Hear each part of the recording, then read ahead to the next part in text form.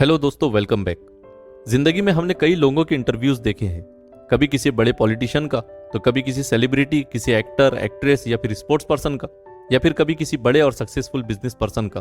अक्सर इंटरव्यूज ऐसे ही मशहूर और बड़े लोगों के लिए जाते हैं जिनको करोड़ों लोग जानते हैं और लाखों में जिनकी फैन फॉलोइंग होती है। लेकिन आखिर इंटरव्यूज लिए ही क्यों जाते हैं? इसके 4-5 रीजंस है जो हमें समझ में आते हैं। पहला रीजन तो ये हो सकता है कि जिन लोगों के इंटरव्यूज लिए जाते हैं उनके पास बहुत बड़ा एक्सपीरियंस होता है और इंटरव्यू के जरिए ये लोग अपना एक्सपीरियंस लोगों के साथ शेयर करते हैं। उनके रेडीमेड एक्सपीरियंस से लोग बहुत ज्यादा फायदा उठा सकते हैं। दूसरा रीजन ये हो सकता है कि बड़े और सक्सेसफुल लोगों की एक सक्सेस स्टोरी होती है। जब आम लोग इस स्टोरी को सुनते हैं तो उन्हें यह महसूस होता है कि उनकी भी एक ऐसी स्टोरी हो सकती है। तीसरा रीजन ये है कि इन बड़े और सक्सेसफुल लोगों ने अपनी सक्सेस जर्नी में कई गलतियां भी की होंगी। जरूरी तो नहीं कि उन्होंने जो भी काम किया वो हमेशा कामयाबी हुए, उनका हर कदम सही ही था। तो इंटरव्यू के जरिए हमें मालूम होता है कि इन बड़े लोगों ने क्या क्या गलतियां की थी और हम उन मिस्टेक से कैसे बच सकते हैं।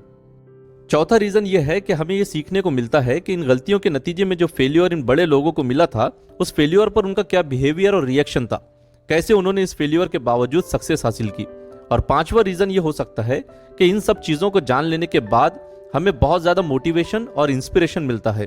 हमें महसूस होता है कि हम भी कुछ कर दिखा सकते हैं।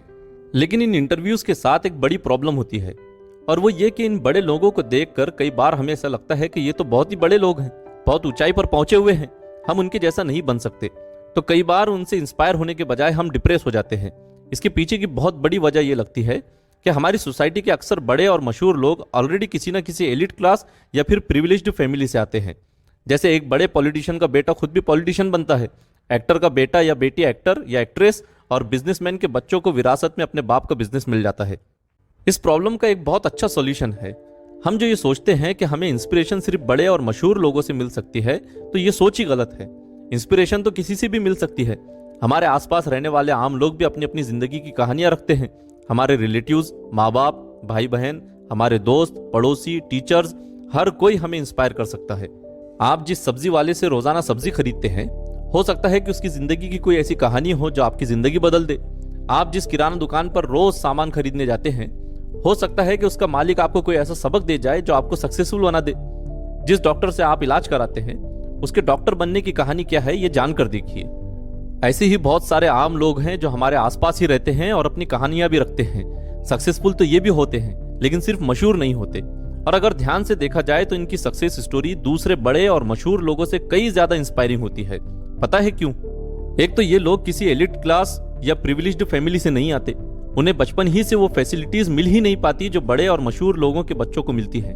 दूसरे ये कि उनके पास ऑलमोस्ट 0 रिसोर्सेस होते हैं जिनसे ये अपनी जिंदगी को सुधार सके, और कम से कम रिसोर्सेस के साथ ये लोग बहुत कुछ कर दिखाते हैं। तीसरे ये कि उन लोगों को कोई ठीक से गाइड करने वाला भी नहीं मिलता जो उन्हें सही रास्ता बताए, और ये खुद के दम पर अपना रास्ता और मंजिल तलाश कर लेते हैं।